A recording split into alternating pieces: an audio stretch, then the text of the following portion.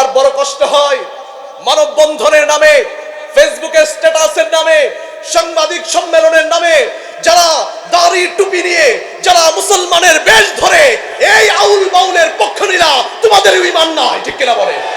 পরিষ্কার জানিয়ে দিতে চাই, যেই রব তোমাকে সৃষ্টি করেছে, যেই রবের দুনিয়ায় তুমি বাস করছো, সেই রবকে অবমাননা করবা, তোমাদের তাওহীদি তোমরা কেটে ফেলবে, ঠিক কিনা বলে?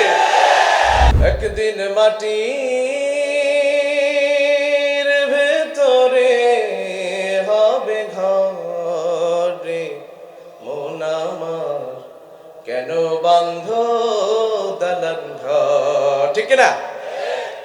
একদিন মাটির ভেতরে হবে ঘর রে, মন আমার কেন বাঁধ দালান ঘর। প্রাণ পাখি উড়ে যাবে পিঞ্জর ছেড়ে,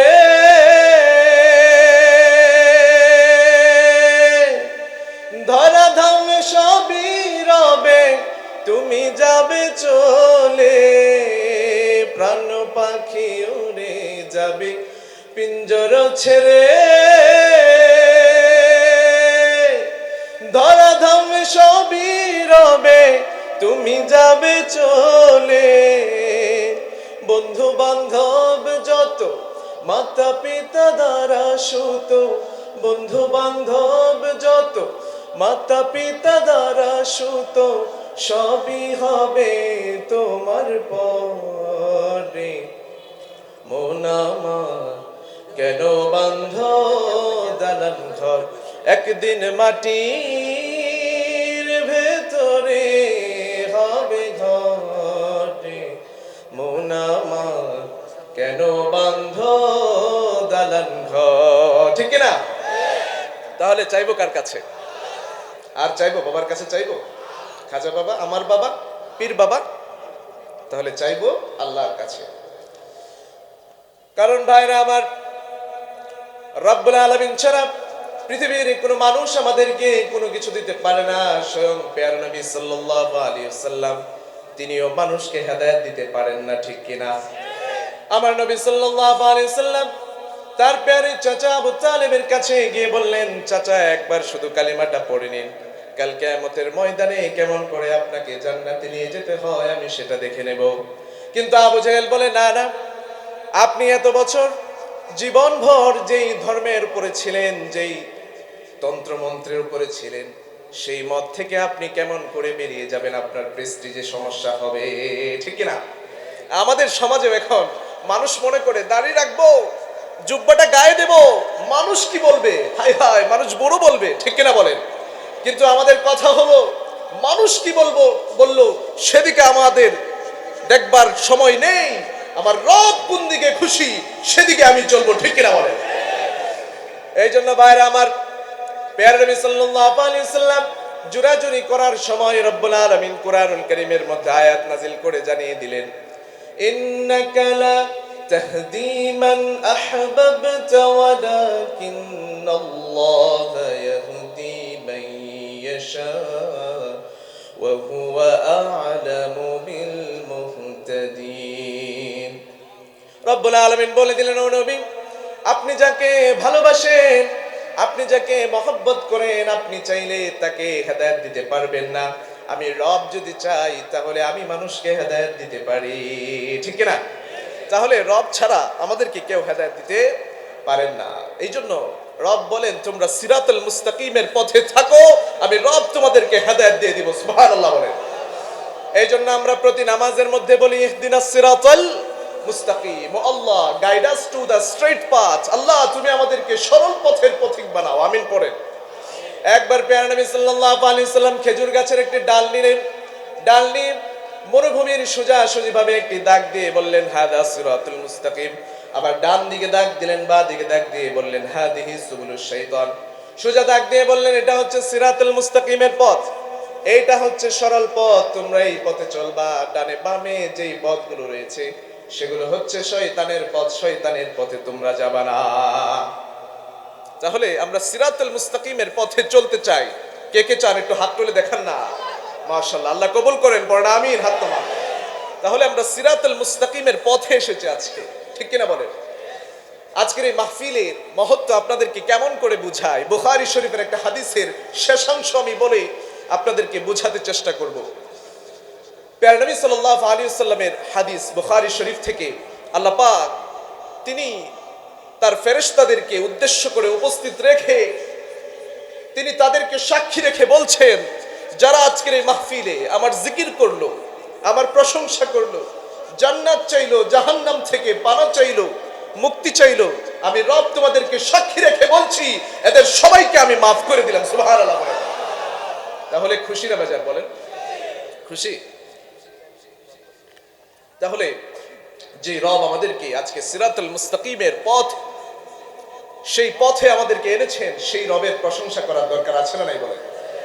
আসুন সেই মহান রবের প্রতি আমরা প্রশংসা বাক্য করছি। আমরা সকলেই অন্তরের অন্তঃস্থল থেকে আমরা সকলে একসঙ্গে এক যুগে এক আওয়াজে আমরা পড়ছি আলহামদুলিল্লাহ। দুরূদ ও সালাম বর্ষিত হোক মহাবিশ্বের মহামানব প্যারা নবী মুহাম্মদুর রাসূলুল্লাহ সাল্লাল্লাহু আলাইহি ওয়াসাল্লামের উপর।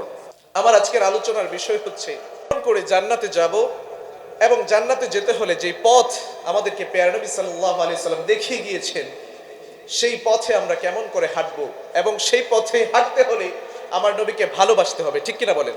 কেমন করে ভালোবাসবো, তিনি আমাদেরকে কতটা ভালোবেসেছেন, সেই বিষয়ে আমরা আলোচনা করার চেষ্টা করব। রব্বুল আলামিন বললেন কুরআনুল কারীমের সূরা আল ইমরানের মধ্যে, কুল ইন কুনতুম তুহিব্বুনাল্লাহা ফাত্তাবিউনি ইউহিব্বুকুমুল্লাহু ওয়া ইয়াগফির লাকুম যুনুবাকুম ওয়াল্লাহু গফুরুর রহিম।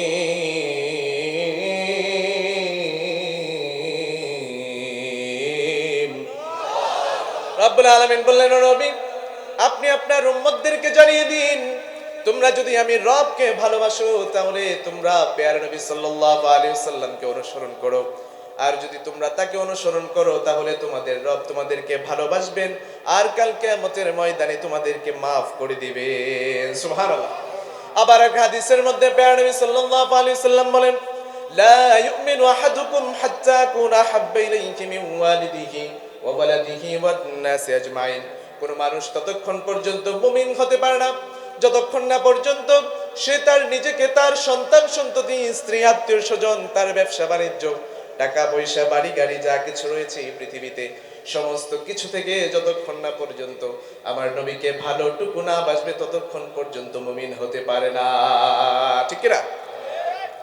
এই জন্য ভাইরা আমরা মুমিন হতে চাই। কি হতে চাই? আমরা মুমিন হতে চাই, কারণ রব্বুল আলামিন কুরআনুল কারীমের আরেক আয়াতের মধ্যে বলে দিয়েছেন যারা মুমিন তারাই হচ্ছে সফলকাম। আল্লাহু আকবার বলেন। সূরাতুল মুমিনুন নাজিল করে দিয়ে রব্বুল আলামিন বললেন, قد أفلح المؤمنون।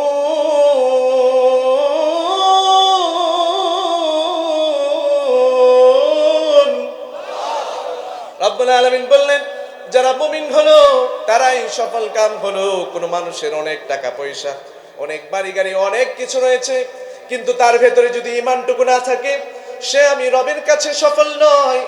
আর কোন মানুষের রাত্রিবেলায় ঘুমাতে যাওয়ার পরে টিনের চাল বেয়ে বেয়ে পানি পড়ে, শীতের রাত্রিতে সে ঘুমাতে গেলে কুয়াশার পানিগুলো টপ টপ করে তার মুখের মধ্যে পড়ে, তার লেপ কাছা কিছুই নেই, এমন কষ্টে তার রাত্রি যাপন হয়। সেই মানুষটার ভেতরে যদি ঈমানটুকু থাকে রব্বুল আলামিন বললেন সেই হচ্ছে আমার কাছে সফল কাম। সুবহানাল্লাহ। আবার মুমিনের 7টি গুণ বর্ণনা করার পরে রব্বুল আলামিন বললেন, উলাইকা হুমুল ওয়ারিসুনাল্লাযীনা ইয়ারিসুনাল ফিরদাউস হুম ফিহা খালিদুন।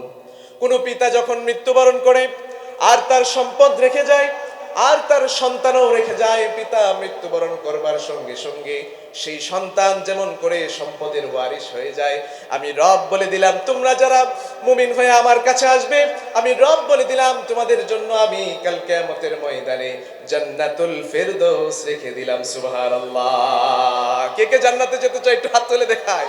আল্লাহ আমাদেরকে কবুল করেন, পড়েন আমিন। আল্লাহ তুমি আমাদেরকে জান্নাতে তোমার পাশে একটি ঘর বানিয়ে দাও, চিৎকার করে পড়েন আমিন।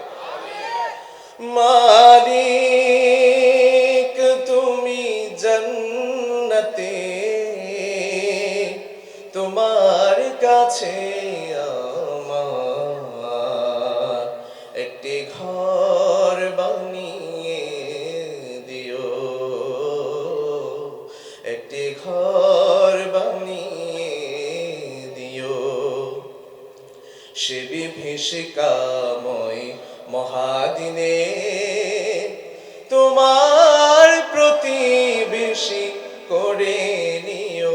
মালিক তুমি জান্নাতে, তোমার কাছে আমার একটি ঘর বানিয়ে দিও, একটি ঘর বানিয়ে দিও। চিৎকার করে পড়েন আমিন। এই জন্য আমরা জান্নাতে যেতে চাইতো। আচ্ছা, আমরা ছোটবেলায় পড়েছি এইম ইন লাইফ, আমাদের জীবনের লক্ষ্য। আমি যদি আপনাদেরকে প্রশ্ন করি আমাদের জীবনের only goal of our life, আমাদের জীবনের একমাত্র পরম লক্ষ্য কোথায় যাওয়া বলেন? জান্নাতে যাওয়া। কারণ জান্নাতে যারা গেল তারাই সফল কাম হলো। সুবহানাল্লাহ পড়ে। এই ব্যাপারে রব্বুল আলামিন আরেক আয়াতের মধ্যে বললেন, লা ইয়াস্তাউই আসহাবুন নারি ওয়া আসহাবুল জান্নাহ, আসহাবুল জান্নাতি হুমুল ফাইজুন।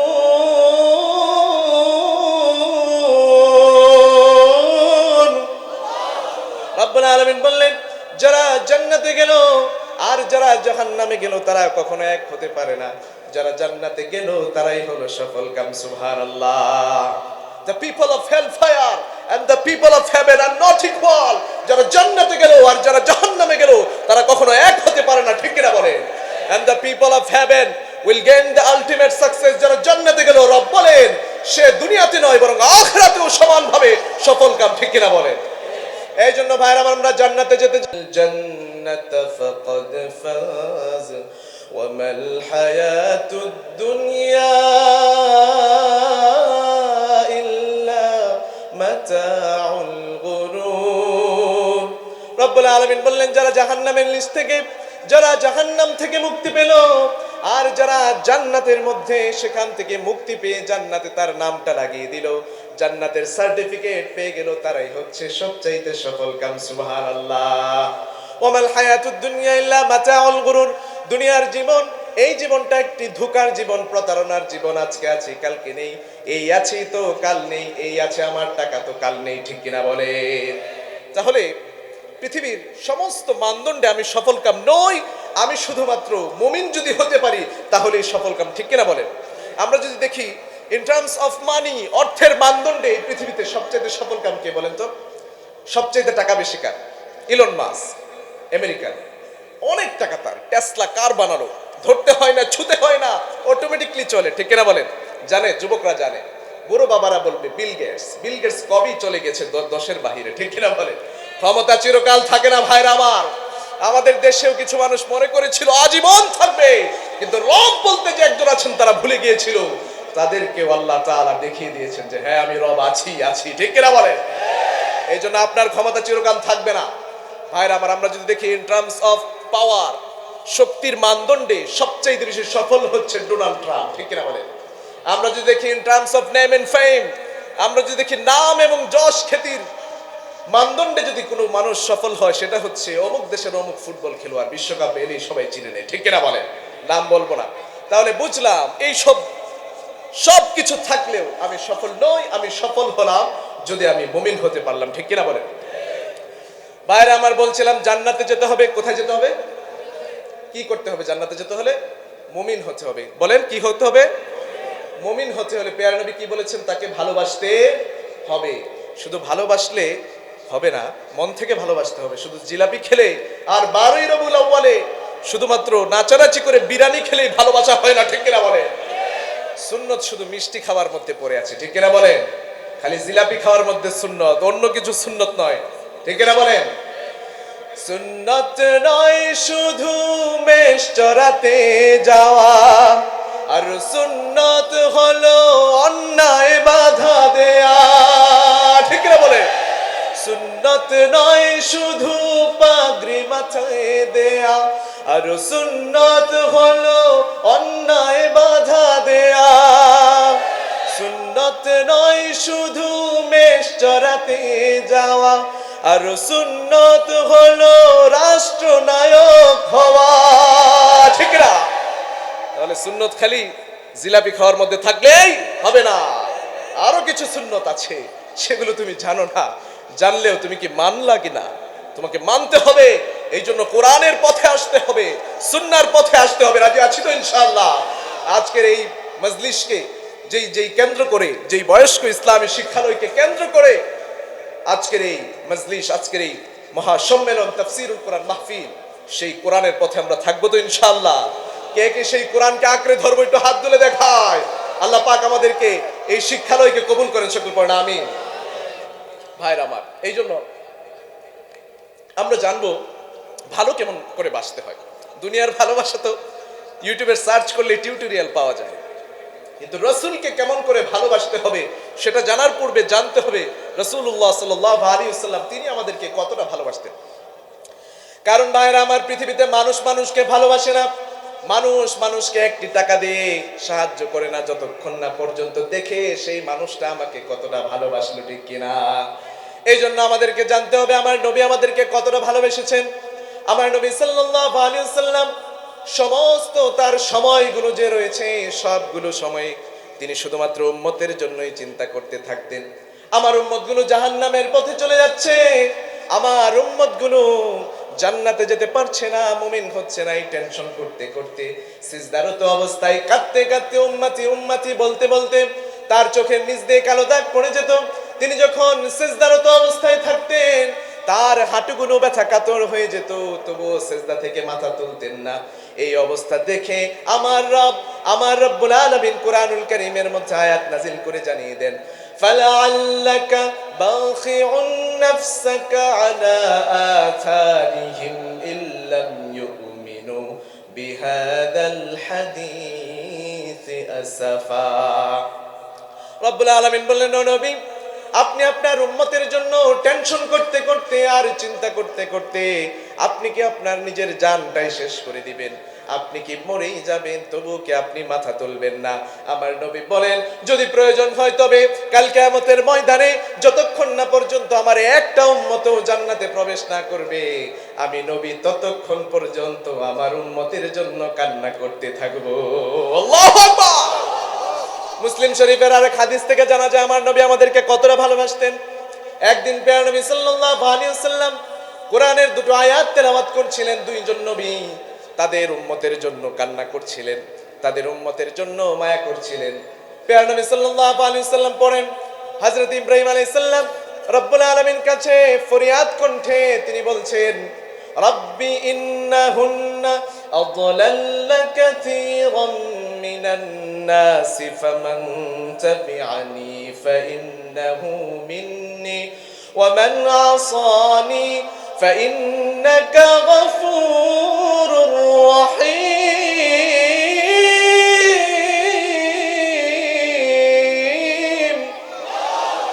رب العالمين ওই আয়াতের মধ্যে বলেন, হযরত ইব্রাহিম আলাইহিস সালাম রবের কাছে কান্না করে যাচ্ছে, ও রব, আমার উম্মতগুলোকে এই মূর্তিগুলো ধ্বংস করে দিচ্ছে।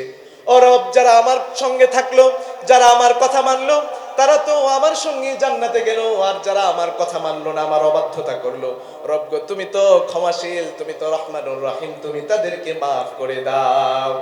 আবার হযরত ঈসা আলাইহিস সালাম উম্মতের জন্য কাঁদে, ইন তুআযিবহুম ফাইন্নাহুম ইবাদুক ওয়া ইন তাগফির লাহুম ফাইন্নাকা আনতাল আজিজুল হাকীম।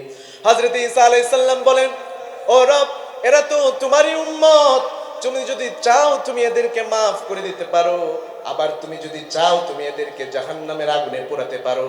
তুমি তো মহাপরাক্রমশালী, তুমি তো দয়াবান মেহেরবান, তুমি আমার উম্মতগুলোকে মাফ করে দাও।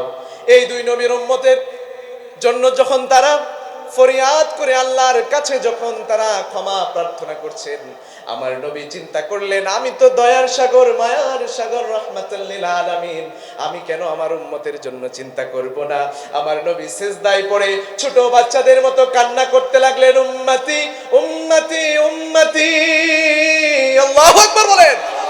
আমার নবী সাল্লাল্লাহু আলাইহি সাল্লাম কান্না করতে লাগলেন। এই অবস্থা দেখে রব জিবরাইল আলাইহিস সালামকে পাঠিয়ে দিয়ে বললেন, যাও যাও, গিয়ে দেখো আমার হাবিব কি জানতে চায়, কি চায়, তাড়াতাড়ি গিয়ে শুনে আসো। হযরত জিবরাইল আলাইহিস সালাম যখন এসে জিজ্ঞেস করলেন, কি হলো পেয়ারা নবী, আপনি কি চান? নবী বললেন, আমি আমার উম্মতের ক্ষমা চাই, কাল কিয়ামতের ময়দানে আমার উম্মত জাহান্নামে পড়বে, আমি নবী সহ্য করতে পারবো না। আমার নবী সাল্লাল্লাহু আলাইহি সাল্লামের এই কথা শুনে হযরত জিবরাইল আলাইহিস সালাম রবের কাছে গিয়ে যখন এই কথাটুকু বললেন, রব বললেন, যাও যাও আমার নবী আমার হাবিবকে গিয়ে জানিয়ে দাও, আমি আপনার উম্মতের ব্যাপারে আপনাকে অসন্তুষ্ট করব না, আপনাকে আমি সন্তুষ্ট করে ছাড়ব। সুবহানাল্লাহ। চিন্তা করেন, সারাটি জীবন এমনকি কাল কিয়ামতের ময়দানেও তিনি কান্না করতে থাকবেন, একটিবারও তিনি নিজের ছেলে মেয়ে আত্মীয় স্বজন কারোর জন্য চেয়েছেন? বলেন, কার জন্য চেয়েছেন? আমাদের জন্য চেয়েছেন। এখানে যারা বসে আছি, যারা দাঁড়িয়ে আছি, বাহিরে ঘুরছি ফিরছি, তাদের জন্য চেয়েছেন। বলেন, যেই নবী এত মহব্বত করতেন, সেই নবীরে কেউ গালি দিলে আমাদের শরীরে আঘাত লাগে কি লাগে না? সেই কোরআনকে অবমাননা করলে আমাদের শরীরে আঘাত লাগে কি লাগে না? সেই আল্লাহকে অবমাননা করলে আমাদের শরীরে আঘাত লাগে কি লাগে না? আমরা দেখি কিছুদিন পর পরে আমার এই বাংলার জমিনে কোরআনকে অবমাননা করা হয়। আমরা দেখলাম নর্থ সাউথ ইউনিভার্সিটিতে একটি ছেলে অপূর্ব পাল, সে আমার কোরআনকে প্রকাশ্যে অবমাননা করলো, ঠিক কিনা বলেন? আবার এই ইউনিভার্সিটিতে একজন শিক্ষক কোরআনের রেফারেন্স দিয়ে পড়াচ্ছিলেন বিধায় তাকে বিশ্ববিদ্যালয় থেকে বহিষ্কার করা হলো, কিন্তু তাকে জামায় আদর করে বাড়িতে পৌঁছে দেওয়া হলো, ঠিক কিনা বলেন? আজকের এই মাহফিল থেকে স্পষ্ট আহ্বান জানিয়ে যেতে চাই, কোন মায়ের বেটা যদি আবার আমার রসুলকে গালি দিবা, আমার কোরআনকে অবমাননা করবা, আমার আল্লাহকে অবমাননা করবা, তোমাদেরকে তৌহিদি জনতা ছেড়ে কথা বলবে না, ঠিক কিনা বলে?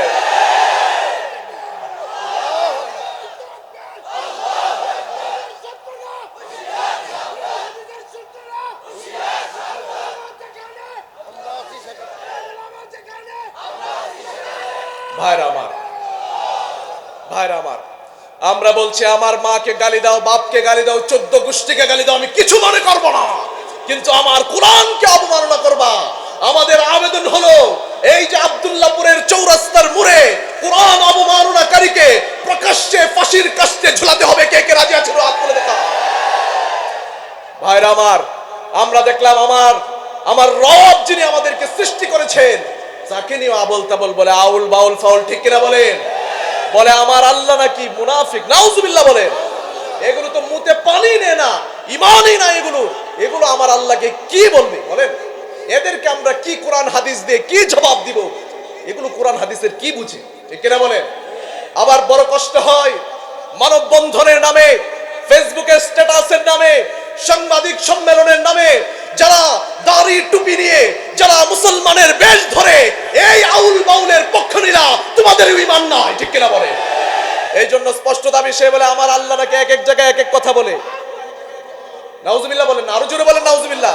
সে বলে আল্লাহ নাকি এক জায়গায় বলেছে কলম আগে সৃষ্টি করেছে, আল্লাহ নাকি বলেছে আরশ আগে সৃষ্টি করেছেন, আল্লাহ নাকি বলেছেন রূহকে আগে সৃষ্টি করেছেন, আল্লাহ নাকি বলেছেন ইশকে আগে সৃষ্টি করেছেন। এদেরকে আমরা কি বলে বুঝাবো? এরা কোরআন হাদিস জীবনে ধরছে নাকি বলে? ধরছে নাকি বলেন? এগুলো তো ঈমানই নাই, ঈমান তো আরো আগেই চলে গিয়েছে। আপনি বলবেন হুজুর আমাদেরকে জানিয়ে দিন, আমরা জানি না সাধারণ মানুষ। কোরআন ও হাদিসের, তিরমিজি শরীফের হাদিসের মধ্যে প্যারা নবী সাল্লাল্লাহু আলাইহি ওয়াসাল্লাম বলেন, আউয়ালু মা খালাকাল্লাহুল কলম। সহিহ হাদিস। এই হাদিস থেকে জানতে পারি সর্বপ্রথম রব কলম সৃষ্টি করেছেন। আর রূহের ব্যাপারে ওয়াসআলুনাকা আনির রূহ, এই ব্যাপারে আলাদা আলোচনা আছে। রূহ আগে সৃষ্টি করেছেন সেই কোনো আলোচনা নাই, ঠিক কিনা বলে? আবার ইশকের ব্যাপারে কোথাও নাই কোরআন হাদিসে, এটা আগে সৃষ্টি করেছেন। আবার আরশের ব্যাপারে ওয়া হুয়া রাব্বুল আরশিল আযীম আছে, কিন্তু কোথাও বলা নাই যে আরশ আগে সৃষ্টি করেছেন। তাহলে সে কি সত্য বলল না মিথ্যা বলল বলেন? আবার এই মূর্খ বলে কি দেখেন, বলে কুল আউযু বিরাব্বিন নাস, আল্লাহ নাকি কোরআনের মধ্যে নাসানাসির কথা বলেছে। চিন্তা করেন, আজকে এর কাছে ওর কাছে, আগে একজন ছিল সংসদে বসে বসে তাফসির করত, আর এখন এই আউল বাউল ফাউল তাফসির করে। পরিষ্কার জানিয়ে দিতে চাই, যেই রব তোমাকে সৃষ্টি করেছে, যেই রবের দুনিয়ায় তুমি বাস করছো, সেই রবকে অবমাননা করবা, তোমাদের কল্লা তৌহিদি তোমরা কেটে ফেলবে, ঠিক কিনা বলে? প্রকাশ্যে এই শয়তানগুলোকে, এই মুরতাদগুলোকে ঢাকা শহরের চৌরাস্তার মধ্যে প্রকাশ্যে ফাঁসির কাস্টে ঝুলাতে হবে, ঠিক কিনা বলে? আমরা দেখলাম, আপনারা ফেসবুকে ছবি দেখছেন, একজন মুজরিম অপরাধীকে প্রকাশ্যে আপনার স্টেডিয়ামের ভিতরে প্রকাশ্যে তার কল্লা শিরচ্ছেদ করা হলো। আমরা চাই এই বাংলার জমিনে কোরআন ও সুন্নাহর আইন চালু হোক, আমরাও যেন এই বাংলার জমিনে আর কোনো বাটপার চিতার, কোরআনের অবমাননাকারী, আল্লাহকে অবমাননাকারী, রাসূলকে গালিদারকারী আর কাউকে না দেখি, ঠিক কিনা বলে? এই জন্য আমরা চাই তো কোরআন ও সুন্নাহ চাই তো। কিভাবে হবে বলে?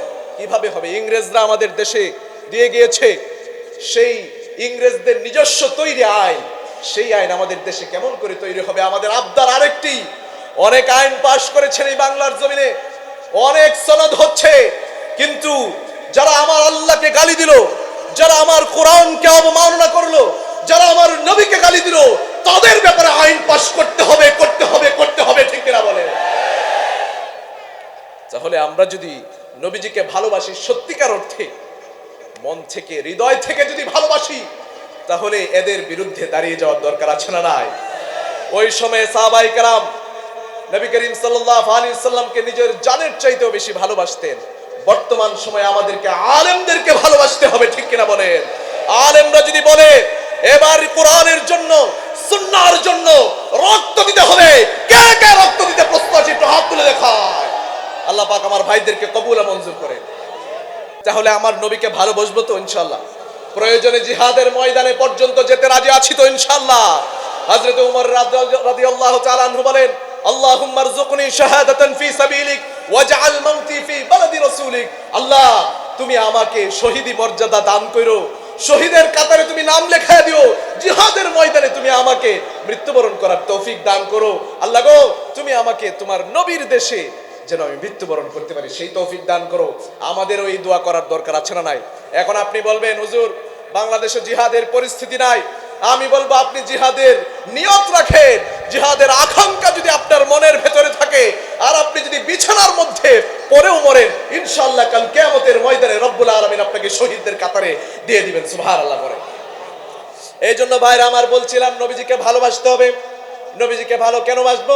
মুসলিম শরীফের আরেকটা হাদিস থেকে আমরা জানতে পারি, প্যার নবী সাল্লাল্লাহু আলাইহি ওয়াসাল্লাম বলেন, তোমাদের মধ্যে আর আমার মধ্যে ওই ব্যক্তির মতো সম্পর্ক, যেই ব্যক্তি একটি গর্ত খুঁড়লো আর সেই গর্তের মধ্যে কিছু আগুন জ্বালিয়ে রাখলো, আর কিছু ফড়িং আর পঙ্গপাল গুলো সেই আগুনের মধ্যে পড়ছে, আর সেই ব্যক্তিটি ফড়িং আর পঙ্গপাল গুলোকে বাধা দিচ্ছে, কেননা যদি তারা এই আগুনের মধ্যে পড়ে যায় তাহলে তারা মরেই যাবে, তাদের শরীর ঝলসে যাবে।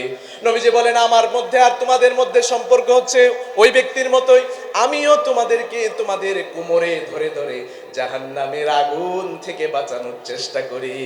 আল্লাহু আকবার। আমার নবী বলেন, কোমর ধরার মানে কি? কোনো মানুষকে পেছন দিক থেকে গিয়ে যখন আপনি কোমরে ধরবে, বোঝা যাবে সে নড়তে পারবে না, দেখবেন, ঠিক কিনা বলে? তাহলে কোমর ধরে বাঁচানোর মানে হচ্ছে তিনি আমাদেরকে বড় শক্তিশালী ভাবে, শক্তভাবে জাহান্নামের আগুন থেকে বাঁচাতে চেষ্টা করে। নবীজি বলেন, এরপরও আমার কিছু বান্দা জাহান্নামে চলেই যায়, ঠিক কিনা বলে? এই জন্য ভাইরা আমার, নবীজিকে যদি ভালোবাসি তাহলে কোরআন ও সুন্নাহকে আঁকড়ে ধরতে হবে, আরো কিছু কাজ করতে হবে, উলামায়ে কেরামের সঙ্গে ভালো সম্পর্ক রাখতে হবে। যেখানে ভালো মানুষ থাকে সেখানে গেলে মানুষ ভালো হয়, যেখানে মন্দ মানুষ থাকে সেখানে আপনি যত ভালোই থাকেন আপনি মন্দ হয়ে যাবেন, ঠিক কিনা বলেন? তাহলে ভাইরা আমার একটা আবদার, সময় খুব কম, আমি শেষমেশ আপনাদের কাছে একটা আবদার করে যাই। নবীজিকে আমরা ভালোবাসি, কিন্তু সেটির বাস্তবতার ছিটে ফোঁটাও নেই। আমাকে বলুন তো, আজকে মদিনায় যেতে, নবীজির সেই শহরে যেতে কত টাকা লাগে? খুব বেশি টাকা লাগে না। এটি বলার পূর্বে আমি আপনাদেরকে দুটো ইনফরমেশন দিচ্ছি। স্বর্ণের দোকান আছে এই এলাকায়? আছে তো? স্বর্ণের দাম কত বলেন?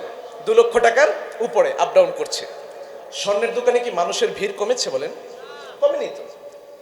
আমি আরেকটি প্রশ্ন করি যুবক ভাইদের কাছে, এই পৃথিবীতে কিছুদিন পূর্বে সবচেয়ে দামি একটি ফোন লঞ্চ হলো, নাম কি বলেন? IPhone 17 pro max. দাম কত? 2 লক্ষ টাকার উপরে। তো আস্তে আস্তে কমবে। ভাইরা আমার, যেই ছেলেটি, যেই মেয়েটি তার রাত হয় ভোর 5টায় আর তার সকাল হয় দুপুর 2টো 3টে, সেই ছেলেটি, সেই মেয়েটিও যেদিন লঞ্চ হবে পুরো পৃথিবীতে, যেই দোকানে লঞ্চ হবে সেই দোকানের সামনে বসে আছে কখন সে আইফোন 17 প্রো ম্যাক্স কিনবে আর স্ট্যাটাস দিবে সেলফি তুলে, I am the first person in Bangladesh to buy iPhone 17 pro max. ঠিক কিনা বলেন? আমি বাংলাদেশের প্রথম ব্যক্তি যে আইফোন 17 প্রো ম্যাক্স কিনেছি। স্ট্যাটাস মানুষকে দেখাবে, প্রেস্টিজ, টাকা আছে, আমি আইফোন 17 প্রো ম্যাক্স কিনবো। আমি না করছি না, আমি যেটি বুঝাতে চাচ্ছি সেটি হচ্ছে এখন নবীর দেশে যেতে 1.5 লক্ষ টাকাও লাগে না, এর চেয়ে তো কম লাগে। ঠিক কিনা বলেন? তাহলে নবীর দেশে যাবো তো ইনশাআল্লাহ? কে কে যাবো একটু হাত তুলে দেখায়। সামর্থ্য হলে ইনশাআল্লাহ যাবো তো। আল্লাহ পাক এই বছর না হোক আগামী বছর হলেও আল্লাহ যেন তৌফিক দান করে, পড়েন আমি। এই জন্য আমরা একটু চোখটা বন্ধ করে রবের কাছে একটু ফরিয়াদ করতে পারি না? বলেন সবাই আমার সঙ্গে, মনে বড় আশা ছিল যাব মদিনা। সবাই যাদের আশা আছে সবাই, আমি এটি শেষ করে ইনশাআল্লাহ আলোচনা শেষ করে দিব। সবাই বলে একটু চোখটা বন্ধ করে, হয়তো আল্লাহ পাক এই বছরই, এই মাসেই হয়তো কবুল করে নেবেন। ঠিক কিনা বলেন? মনে বড় আশা ছিল যাব মদিনায়, মনে বড় আশায় আছে যাব মদিনায়। সালাম আমি করব গিয়ে, সালাম আমি করব গিয়ে নবীর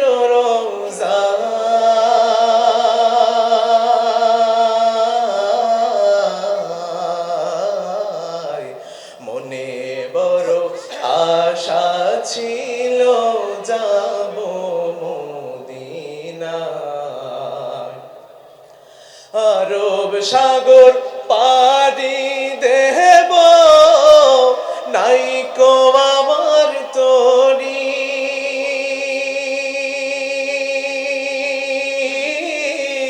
পাখি নই যে উড়ে যাব ডানাতে ভর করি।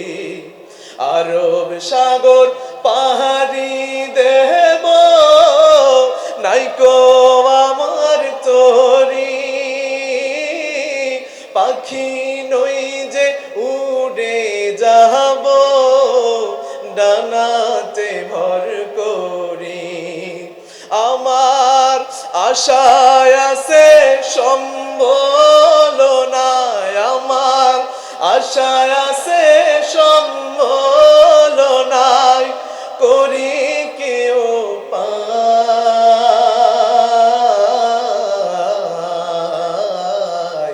মনে বড় আশা ছিল যাব মদিনায়, মনে বড় আশায় আছে যাব মদিনায়। আল্লাহ আমাদের আশাগুলোকে পূরণ করেন, চিৎকার করবেন আমিন।